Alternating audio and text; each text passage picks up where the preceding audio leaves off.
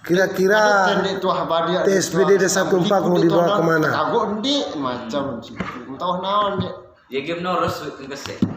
TSBD Tumpak itu ke depannya kenapa dibilang Akan didampingi oleh Eskom. tangguh, supaya masyarakatnya juga tangguh, TSBD juga tangguh.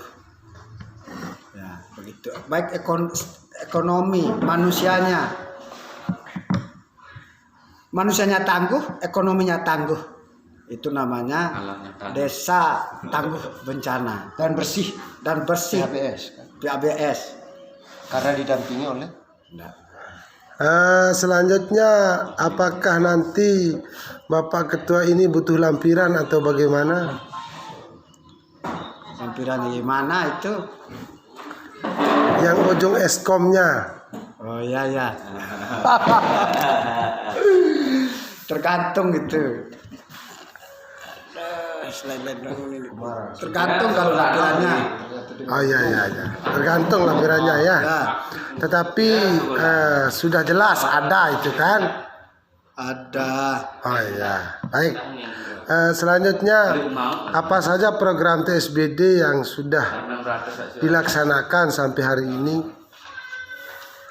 Alhamdulillah, dari kemarin itu kan banyak pelatihan penguatan kapasitas TSBD itu sudah simulasi kebencanaan, sudah terus masuk ke dusun, sosialisasi kaitan dengan kelompok rentan atau masyarakat yang rentan kena bencana, baik itu penyandang disabilitas, ibu-ibu hamil, itu sudah kita sosialisasi di dusun, memberi pemahaman kaitan tentang kebencanaan itu agar tidak menjadi korban atau mengurangi risiko bencana.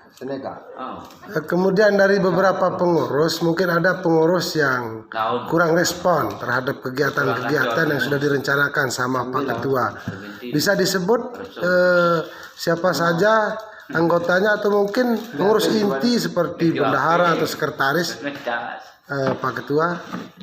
Kalau persoalan anggota TSBD yang tidak aktif atau mati suri itu biarlah, karena kita tidak boleh memasak kalau itu, karena memang kaitan dengan kaitan dengan inisiatifnya mungkin tidak ada. Jadi mana yang memang betul-betul orang yang mau membangun desa ini, mana betul-betul orang yang mau mengabdi ke desa ini, jadi itulah orang-orang itulah yang akan selalu setia ya ikut di program kita ini.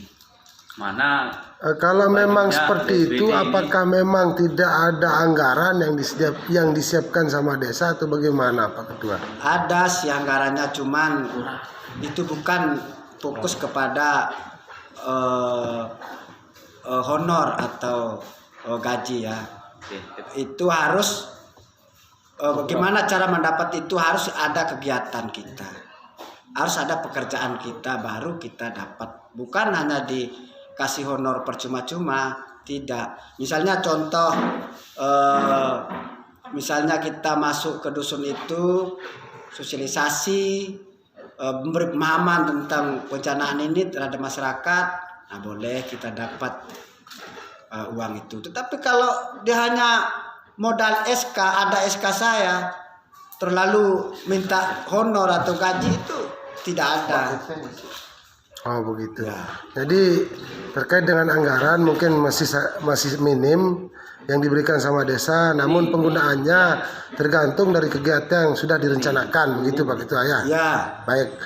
Selanjutnya, apakah TSBD ini bisa dirasakan kehadirannya oleh desa atau seperti apa? Alhamdulillah bisa kita rasakan kaitan dengan adanya TSBD ini. Banyak masyarakat juga yang paham kaitan dengan bencana ini, jadi sedikit paham lah tentang gimana untuk mengurangi risiko bencana itu. Contohnya di pinggir-pinggir jalan itu kan dulu botak, tidak ada penahanan tanah longsor. Kan sekarang sudah paham. Ada yang menanam rumput gajah di pinggir-pinggir jalan yang tebing-tebing itu, ada juga pohon dan ada juga pohon keturi, terus rumput-rumput lainnya itu. Nah jadi itu sudah luar biasa pemahaman tentang mengurangi risiko bencana. Dan juga di bagian dusun mana ya, itu sudah hampir 100% itu untuk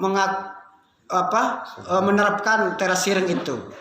Di samping itu juga di terasering itu ada kesuburan tanah dan juga dia menanam rumput gajah, penanaman pohon turi, terus ada juga buah-buahan seperti nangka, alpukat, juga pohon-pohon yang lain dia tanam di situ. Jadi ketahanan